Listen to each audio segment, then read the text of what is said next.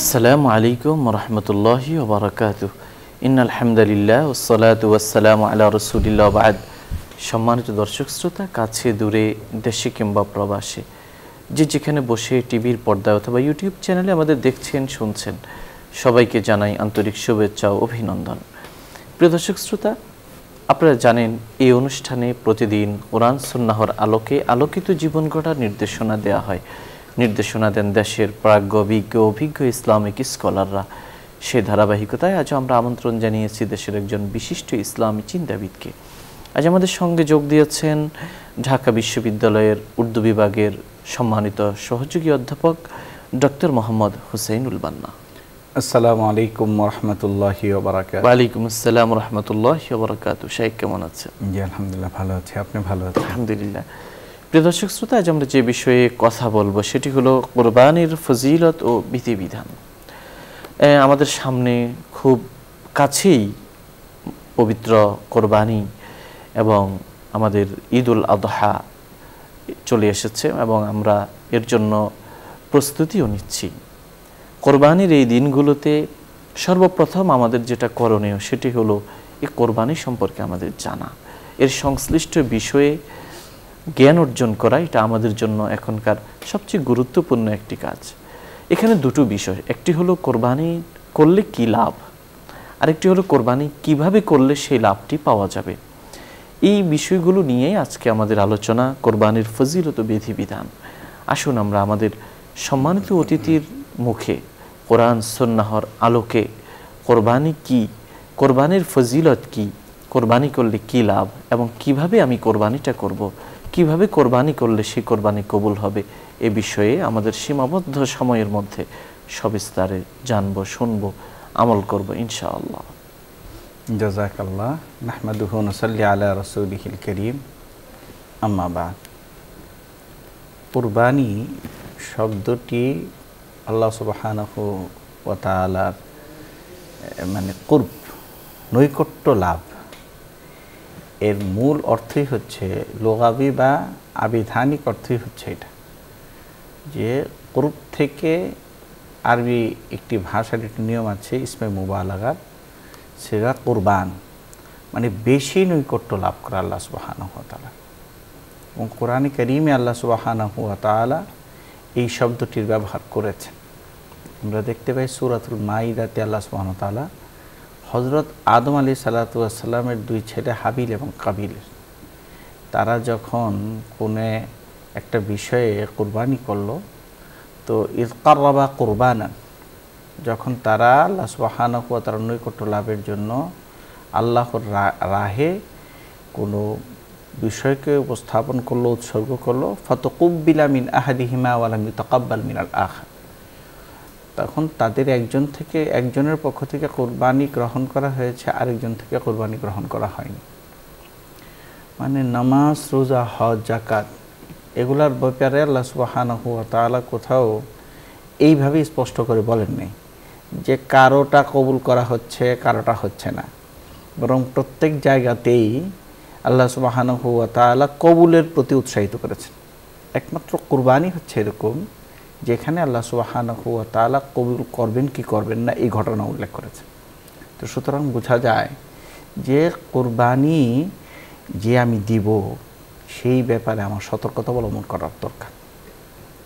এক নম্বরের যে জিনিসটা সেটা হচ্ছে নিয়তকে সহি করা। নিয়তকে সহি করা মানে হাদিসের মধ্যে এসছে এই কথা যে আখলিস দীনাকা ইয়াকফিকাল আমরুল কলিল, যদি নিয়তকে এবং দিনকে কেউ ইখলাস একমাত্র আল্লাহ সুবহানাহু ওয়া তাআলার জন্য এই ধরনের অবস্থারই সৃষ্টি করে, তাহলে তার জন্য অল্প আমলই যথেষ্ট।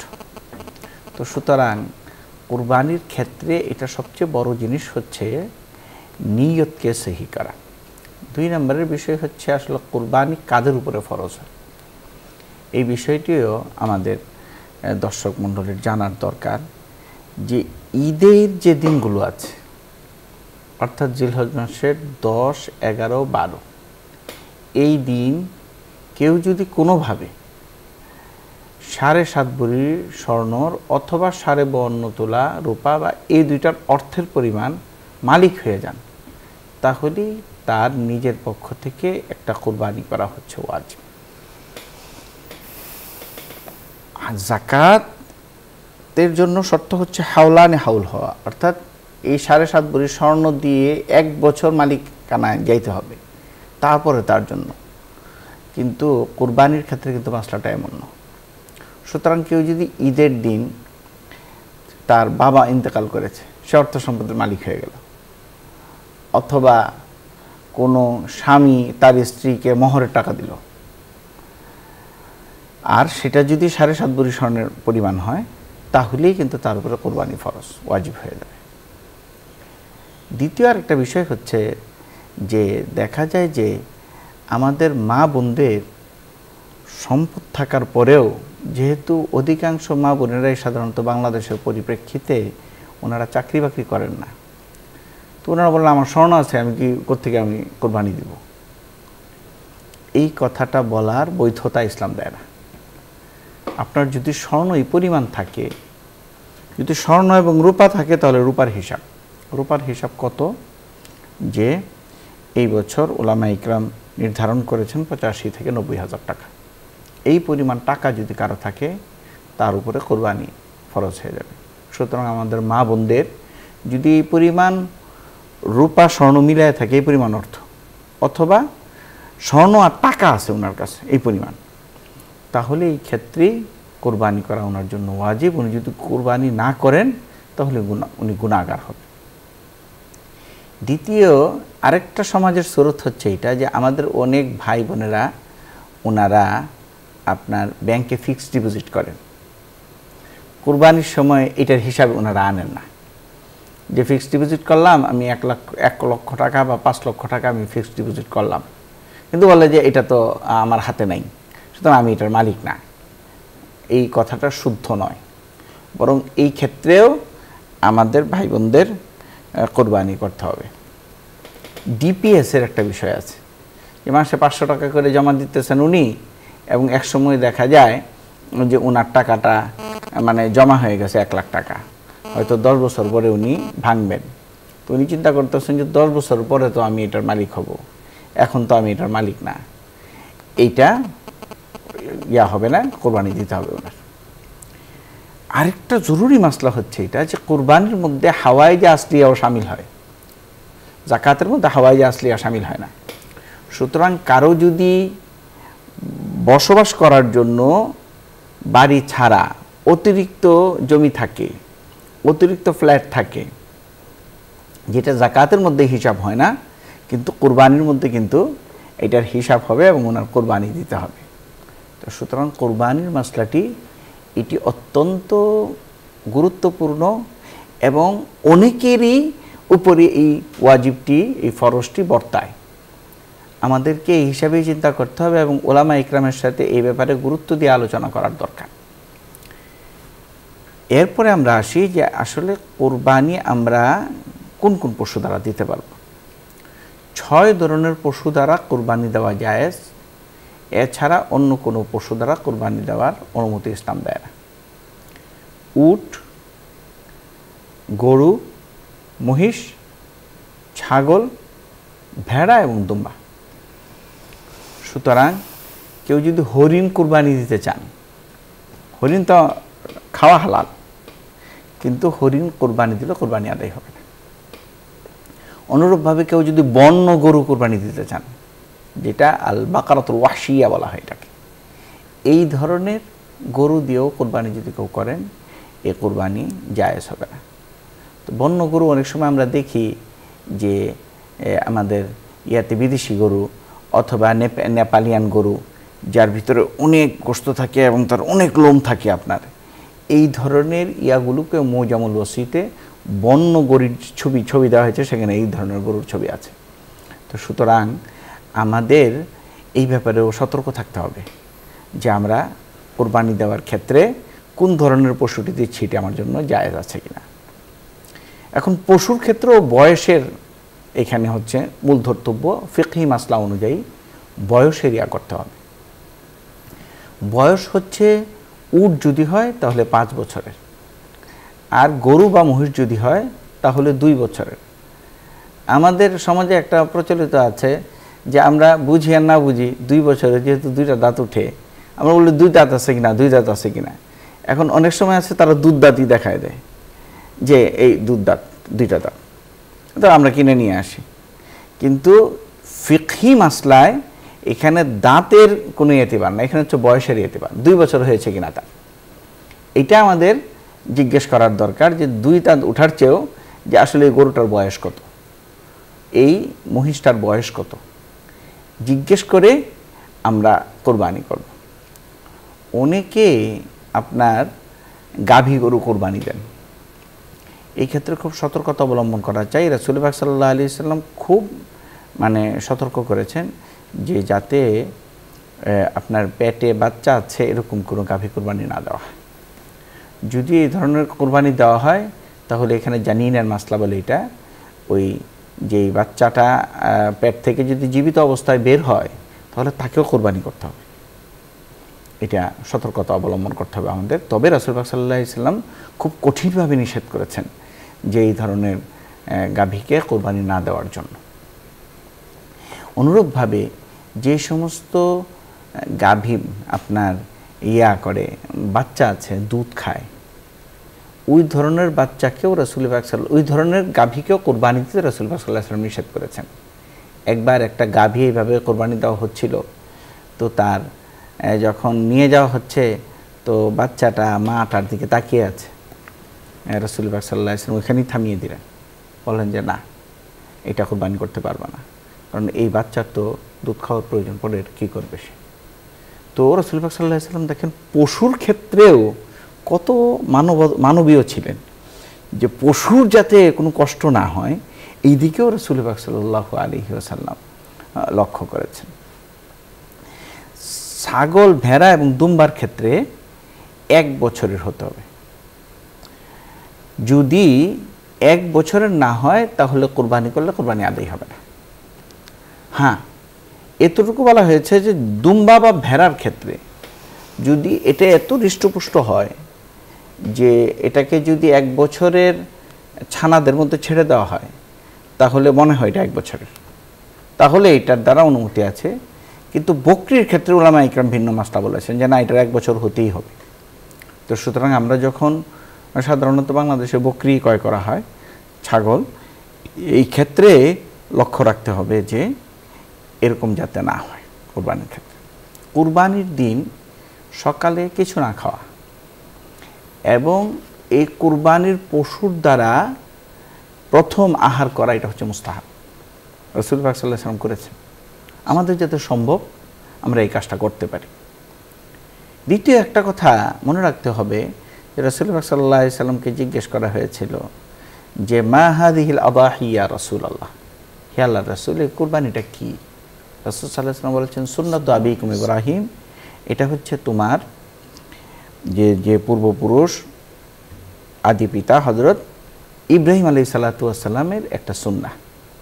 সাহাবায়ে কেরাম জিজ্ঞেস করেন ফামা লানা ফিহি ইয়া রাসূলুল্লাহ, তাহলে আমাদের এতে কি? রাসূল পাক সাল্লাল্লাহু আলাইহি ওয়াসাল্লাম বলেন ফাবিকুল্লি শা'রাতিন মিনহু হাসানা, প্রত্যেকটা লোমের বিনিময়ে আল্লাহ সুবহানাহু ওয়া তাআলা তোমাদেরকে সওয়াব দান করবেন। এক সাহাবী উঠে বললেন ফাবিস সুফি ইয়া রাসূলুল্লাহ, লোম নাই কিন্তু লোমকূপ আছে, অনেক সময় লোম পড়ে যায়। রাসূলুল্লাহ সাল্লাল্লাহু আলাইহি ওয়াসাল্লাম বলেন ফাবিকুল্লি সুফিন হাসানা, প্রত্যেকটা লোমকূপের বিনিময়ে আল্লাহ সুবহানাহু ওয়া তাআলা কি দিবেন? আপনার সওয়াব দান করবেন। কিন্তু এটা খেয়াল রাখতে হবে যে কুরবানির এই পশুর গোশত এইটা কেবল আমাদের খাবারের অনুমতি দিয়েছেন, এছাড়া কোনো উম্মতের জন্য এটা খাবারের অনুমতি ছিল না।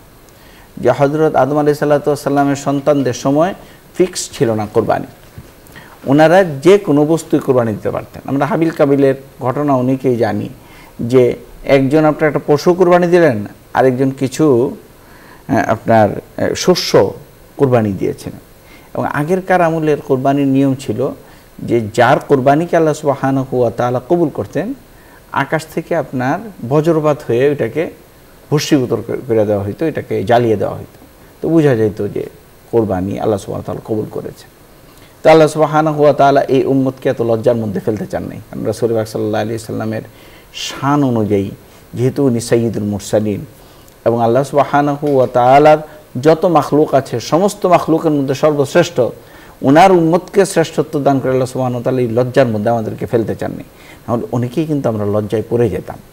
তাই কুরবানির মধ্যে সবচেয়ে গুরুত্বপূর্ণ আমাদের যে বিষয়টা, এটা হচ্ছে আবারও বলতেছি যে লোক দেখানো, রিয়া, মানুষেরকে লৌকিকতা যাতে না থাকে। কারণ রাসূল পাক সাল্লাল্লাহু আলাইহি সাল্লাম বলেছেন যে এই লোক দেখানো লৌকিকতা যে কোনো আমল, এইটা ওইভাবে নেক আমলকে জ্বালিয়ে দেয়, নষ্ট করে দেয়, যেভাবে আগুন আপনার লাকড়িকে পুড়িয়ে দেয়। তো সুতরাং আমাদের দুই ধরনের মানসিকতায় আমরা অনেকে কোরবানি দিয়ে থাকি। একটা মানসিকতা হচ্ছে যে গোশত তো কিনতেই হবে, তো সুতরাং একটা কোরবানিতে এক ভাগে সামিল হয়ে যায়, এই একটা মানসিকতা। দুই নম্বরে হচ্ছে আরেকটা মানসিকতা হচ্ছে যে আমি সমাজের একটা শেঠ, আমার অনেক অর্থ সম্পদ আছে, আমার কোরবানি যাই হোক, আমি অমুক হাটের সবচেয়ে বড় গরুটা আমার বাসায় আসবে, এবং এটা সম্পর্কে যত রকমের প্রাউড ফিল করার দরকার, মানুষকে প্রচার প্রসারণার দরকার, এই ধরনের মানসিকতা নিয়ে আমরা অনেকে কোরবানির পশু ক্রয় করি। উভয় দলেরই কোরবানি কবুল হবে না আল্লাহ সুবহানাহু ওয়া তাআলার কাছে। আল্লাহ সুবহানাহু ওয়া তাআলা বলেছেন, লা ইয়ানালুল্লাহু লুহুমুহা ওয়ালা দিমাউহা ওয়ালাকিন ইয়ানালুহুত তাকওয়া মিনকুম। বলে রক্ত, মাংস, এগুলি কিচ্ছু আল্লাহ সুবহানাহু ওয়া তাআলার কাছে পৌঁছবে না। পৌঁছবে কি? যে আল্লাহ সুবহানাহু ওয়া তাআলার কাছে আমি কি তাকওয়া, আমার আল্লাহ ভীরু, ক্ষুধা ভীরুতাকে হৃদয়ে রেখে আমি কি করেছিলাম, কোরবানি করেছিলাম।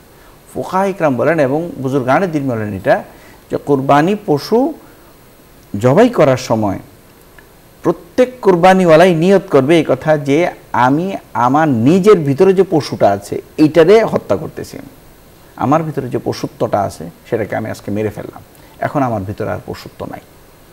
এইভাবে নিয়ত করে আল্লাহ সুবহানাহু ওয়া তাআলা সন্তুষ্টির জন্য কোরবানি দেওয়া হবে। আমাদের সমাজে যারা শরীকে কোরবানি দেন, ওইখানে পশু যখন ক্রয় করা হয় তখনই আসলে নির্ধারণ হয়ে যায়। আমাদের দেখা যায় যে কোরবানির জবাই করার আগে আপনার বলে এই নাম পড়ছেন কিনা, নাম পড়ছেন কিনা, সবাই নাম দেয়, ওই নামগুলি পড়তে হয়। এই যে সমাজের মধ্যে একটা প্রচলিত রীতি, এইটা ইসলামে জরুরি কোনো বিষয় না। নাম তো যখন পশুর জন্য আমি ক্রয় করেছি তখনই হয়ে গেছে, এবং এই নামের পক্ষ থেকে আল্লাহ সুবহানাহু ওয়া তাআলার, মানে এই লোকগুলির পক্ষ থেকে আল্লাহ সুবহানাহু ওয়া তাআলার নামে আসলে কোরবানিটা হয়। এখানে কথার হেরফেরে অনেকে আবার ধরে ফেলেন যে মানুষের নামে কেন কোরবানি হবে, আল্লাহর নামে কোরবানি হবে। যারা কোরবানি করে তাদের মাকসাদ এটাই থাকে, কিন্তু শরীকানা যেহেতু ওনারা থাকেন, ওনাদের পক্ষ থেকে কোরবানি হচ্ছে, এই জন্য আমাদের সমাজে এই কথাটা এইভাবে হয়ে গেছে, প্রচলন হয়ে গেছে। এইটা ধরে কারো কোরবানি হয় নাই এই কথা বলা সহি হবে না। দ্বিতীয়, যারা শরীকে কোরবানি দেন ওনাদের মাসলাটা একটু জটিল, খুব সতর্কতা অবলম্বন করা উচিত। কারণ দেখা যায় যে গরুতে বা উটে 7 জন আপনার শরীক হইতে পারেন সর্বোচ্চ, সর্বনিম্ন 2 জন মিলেও শরীকে কোরবানি দিতে পারেন। এটা কোনো ম্যান্ডেটরি না যে 7 জনের নামই দিতে হবে বা 7 জনের পক্ষ থেকেই কোরবানি হইতে হবে, এটা কোনো ম্যান্ডেটরি বিষয় না। উট এবং গরু যদি আমরা দিই, সেখানে আমরা 7 জন মানুষের পক্ষ থেকে বা 7 জন মানুষের কোরবানি ফরজ হয়েছে, এরকম মানুষের পক্ষ থেকে মহিষও আমরা দিতে পারি আমরা। তবে এই ক্ষেত্রে যেটা জরুরি সেটা হচ্ছে এই 7 জনের কোনো একজনের অর্থ যদি কি থাকে, হারাম থাকে, তাহলে 7 জনের কোরবানি নষ্ট হয়ে যাবে। তাই উচিত হচ্ছে এই ক্ষেত্রে আপনার শরীকানায় না যাওয়া, এটা সর্বোত্তম। কারণ কার কি নিয়ত আছে, কার টাকা কোত্থেকে আসছে, আমাদের সমাজে এখন এগুলি নিরূপণ করাটা কঠিন। আবার রাসূল পাক সাল্লাল্লাহু আলাইহি সাল্লাম বলছেন, লা তাজাসসু, জাসুসি করো না। আর একজনকে আমি যদি এইভাবে বলে ফেলি, নাউযুবিল্লাহি মিন যালিক, যে তোমার টাকা হালাল না, তোমার সাথে কোরবানি জায়েজ হবে না, হারাম হইলেও উনি কষ্ট পাবেন, এই ইজায় মুসলিম আবার জায়েজ নেই। তাই সর্বোত্তম হচ্ছে যদি সামর্থ্য থাকে তাহলে একা কোরবানি করা। আমি আমার ইস্তাফতি নাফসাকা আজকে yourself, আমি আমার নিজেকে জিজ্ঞেস করি না, আল্লাহর জন্য হচ্ছে, ব্যাস আমি কোরবানি করলাম। যদি শরীকানায় কোরবানি আমরা করে থাকি তাহলে সেই ক্ষেত্রে পুঙ্খানুপুঙ্খ রূপে আপনার বন্টন করতে হবে। যে আমাদের এখানে একটা প্রচলিত আছে যে মুজাজাফাতান, আমরা তাখমিনান বন্টন করে ফেলি, আন্দাজ করে, যে এখানে একটা গোস্ত একটা গোস্ত, এইভাবে মাপি না আমরা কোনো, এটা জায়েজ নেই। যদি কোরবানি হালাল করতে চাই আমি, তাহলে একেবারে পুঙ্খানুপুঙ্খ রূপে মেপে, এবং কারো যদি কোনো একটা অংশ বেশি পড়ে যায় তাহলে অন্যকে আরেকটা অংশ দিয়ে তাকে সন্তুষ্ট করে দেওয়া, এইভাবে আমাদের কোরবানিটা করতে হবে। কোরবানির কোনো বস্তু বিক্রি করা জায়েজ নেই। আমাদের অনেকে আছে যে আমরা তো চামড়া বিক্রি করি না, চামড়া সাধারণত আমরা মাদ্রাসায় দিয়ে দিই, বা চামড়ার টাকাটা আমরা মাদ্রাসায় দিয়ে দিই, এটা খাই না কেউ, খাওয়া জায়েজও নেই। কিন্তু অনেক সময় দেখা যায় যে আপনার যে কসাইদেরকে আমরা ঠিক করি, এই কসাইদেরকে হয়তো ঠিক করেছি যে 1000-100 টাকা, কিন্তু দেখা যাচ্ছে যে সে প্রফেশনাল কসাই না, তখন আমরা চিন্তা করি যে না, তোমাকে এত টাকা দেওয়া হলো না, তোমাকে যাও লামসাম 3000 টাকা দিয়ে দিলাম বা 5000 টাকা দিলাম। সে আরও দাবি করে যে আরও দিতে হবে, তখন আচ্ছা ঠিক আছে যাও, তোমাদের কিছু গোশত দিয়ে দিলাম, কুরবানি নষ্ট হয়ে যাবে। এই পারিশ্রমিক দেওয়াও কুরবানির গোশত দিয়ে, এইটা আমাদের জন্য জায়েজ হবে না। অনুরূপভাবে অনেক সময় দেখা যায় কুরবানি ঈদের পরে চর্বি কেনার জন্য অনেকে আপনার ফেরি করে বেড়ায়, এবং আমাদের মা বোনেরা চিন্তা করে যে গরুর চর্বি এত কি করব, এটা বিক্রি করে ফেলি। এই চর্বি বিক্রির টাকাও নিজের ইস্তেমালের বা ব্যবহারের অনুমতি নাই। কুরবানির কোনো অংশ, শিং হোক, খুর হোক, চর্বি হোক, পায়া হোক, যদি কেউ বিক্রি করেন তাহলে সেই অর্থ অবশ্যই আপনার ইয়াকে দিয়ে দিতে হবে, কোনো এতিমখানায় বা দুস্থ গরিব যারা আছে তাদেরকে দিতে হবে, নিজের ইস্তেমালের অনুমতি নেই। এখানে ছোট্ট করে আরেকটা মাসলা কেবল বলবো, অনেক সময় আছে আমরা ঘরের বুয়া রাখি আপনার, যে সারা বছর আমরা তাদেরকে খোরাকি দিব, কাপড় চাপড় দিব, এবং মাসে হয়তো 5000, 7000 বা 10,000 টাকা তার বেতন, এবং তাকে খাবার দিব, এই কথা আমরা বলে রাখি। কুরবানি ঈদের দিন যদি আমি কেবলমাত্র ওই গোশতই রান্না করি, আর অন্য কিছু রান্না করি না, আর ওই গোশত দিয়ে যদি আমরা ওই ঘরের বুয়াদেরকে খাবার দিই, আমার কুরবানি নষ্ট হয়ে যাবে। বরং এই গোশতের সাথে তাকে ডিম ভাজি অন্য কিছু দিতে হবে, যে এটা হচ্ছে তোমার পারিশ্রমিক, প্রত্যেকদিন খাবার দেওয়ার কথা বলে আনছি তোমাকে, এটা হলো তোমার পারিশ্রমিক, আর আমরা আজকে হাদিয়া হিসাবে তোমাকে কি আমরা গোশত খাচ্ছি, তুমি আমাদের সাথে কি হও, শামিল হও। আমরা অনেকেই এই মশলাটার কথা চিন্তা করি না, এই যে বুয়াতে ঠিক আছে আমরা সবাই খাচ্ছি, তো সে তাই খাচ্ছে, কিন্তু তার খাওয়াটা তো একটা পারিশ্রমিক। এইটাও কোরবানির অর্থ থেকে যদি কেউ, কোরবানির গোশত থেকে যদি দেন, তাহলে কোরবানি নষ্ট হয়ে যাবে। এই জন্য আল্লাহ সুবহানাহু ওয়া তাআলা বলেছেন, ফাতাকুব্বিলা মিন আহাদিহিমা ওয়া লাম ইউতাকাব্বাল মিনাল আখার। কারো পক্ষ থেকে কোরবানি আল্লাহ সুবহানাহু ওয়া তাআলা গ্রহণ করেন, কারো পক্ষ থেকে আল্লাহ সুবহানাহু ওয়া তাআলা কোরবানি গ্রহণ করেন না। তাই এই বিষয়গুলি অত্যন্ত গুরুত্বপূর্ণ। আমাদের উলামা ইকরামের সাথে কথাবার্তা বলে আমরা কিনব। গরুর ক্ষেত্রে আপনার যদি হযরত মূসা আলাইহিস সালাতু ওয়াস সালামকে এই সূরাতুল বাকারাতে যে গরুটার কথা বলছেন, যে হলদে বর্ণের গরু হওয়া, আকর্ষণীয় হওয়া, প্রথম দেখাতেই যাতে এরকম হয় যে আকর্ষণ জাগে, এবং সেটা ভূমিকর্ষণের কাজে বা সিঞ্চনের কাছে ব্যবহার হয় নাই, এরকম ধরনের গরু যেগুলো আছে, সেই অর্থাৎ উৎকৃষ্ট মানের গরু পশু।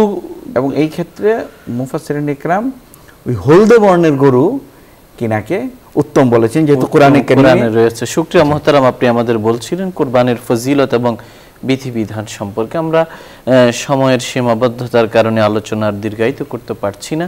প্রিয় দর্শক শ্রোতা, এই পর্যায়ে আমরা মুনাজাত করব। মুনাজাতে আপনারা চাইলে শামিল হতে পারেন। আল্লাহুম্মা সাল্লি আলা মুহাম্মাদ ওয়া আলা আলি মুহাম্মাদ, আল্লাহুম্মা বারিক আলা মুহাম্মাদ ওয়া আলা আলি মুহাম্মাদ কামা বারাকতা আলা ইব্রাহিম। আলহামদুলিল্লাহি রাব্বিল আলামিন, আসসালাতু ওয়াসসালামু আলা আশরাফিল আমবিয়া ওয়াল মুরসালিন ওয়া আলা আলিহি ওয়া সাহবিহি আজমাইন। اللهم لك الحمد كما ينبغي لجلال وجهك وعظيم سلطانك، سبحان الله وبحمده عدد خلقه ورضا نفسه وزنة عرشه ومداد كلماته. اللهم إنا نسألك الهدى والتقى والعفاف والغنى.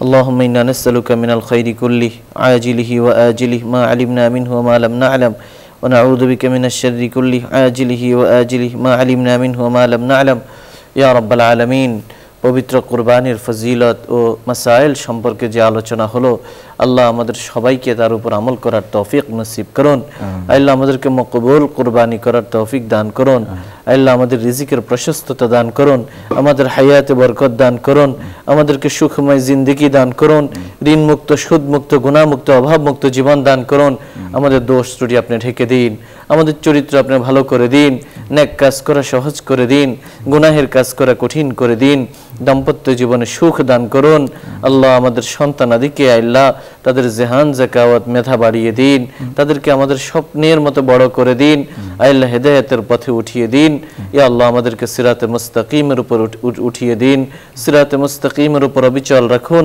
আল্লাহ আমাদেরকে জান্নাতি জীবন দান করুন জান্নাতি কাফেলার মিছিলে শামিল করুন আল্লাহ এই মাসগুলোতে এই দিনগুলোতে আল্লাহ সারা পৃথিবী থেকে হাজারো লাখো মানুষ আপনার ঘরের পানে আল্লাহ ছুটে চলছে লাব্বাইকের ধ্বনিতে আল্লাহ লাব্বাইকের মিছিলে নিজেকে শামিল করে নিচ্ছে শুভ্রতার সেই শামিয়ানায় জড়ো হচ্ছে আল্লাহ তাদের সবাইকে কবুল করুন সবাইকে মকবুল হজ নসিব করুন ইয়া রাব্বাল আলামিন এই দেশের উপর খাস রহমত নাজিল করুন আমাদের মুরব্বী আত্মীয় স্বজন আপনজন প্রিয়জন সবাইকে ক্ষমা করে দিন আল্লাহ সবার কবরে যারা ইন্তেকাল করেছেন তাদের কবরের আযাব মাফ করে দিন যারা জীবিত আছেন নেক হায়াত দান করুন আল্লাহ আপনি আমাদের সবাইকে আবরার লোকদের অন্তর্ভুক্ত করে দিন পরহেজগার দিনদার দিলদার বানিয়ে দিন ইয়া রাব্বাল আলামিন ইজ্জত ওয়ালা জিন্দেগি দান করুন সমস্ত অপমান লাঞ্ছনা থেকে হেফাজত করুন শত্রুর শত্রুতা থেকে হেফাজত করুন জালিমের জুলুম থেকে হেফাজত করুন ইয়া রাব্বাল আলামিন সব ধরনের অনিষ্ট থেকে হেফাজত করুন আমাদের ইয়া রাব্বাল আলামিন সামাজিক জীবনকে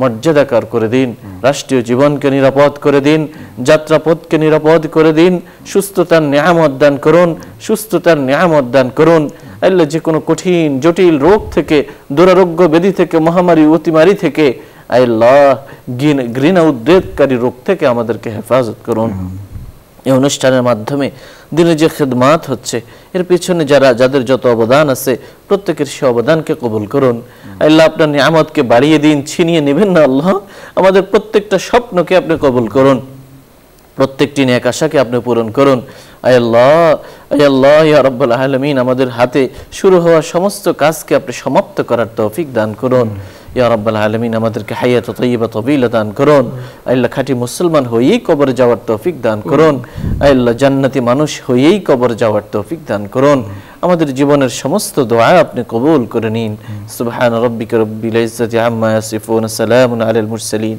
আলহামদুলিল্লাহ প্রিয় দর্শক শ্রোতা এতক্ষণ ধরে অত্যন্ত ধৈর্য সহ আপনারা শুনছিলেন আপনাদের প্রিয় অনুষ্ঠান আলোকিত প্রতিদিন পুরো সময় আমাদের সঙ্গে থাকবার জন্য ধন্যবাদ ওমা আলাইনা ইল্লাল বালাগ আসসালামু আলাইকুম ওয়া রাহমাতুল্লাহি ওয়া বারাকাতুহু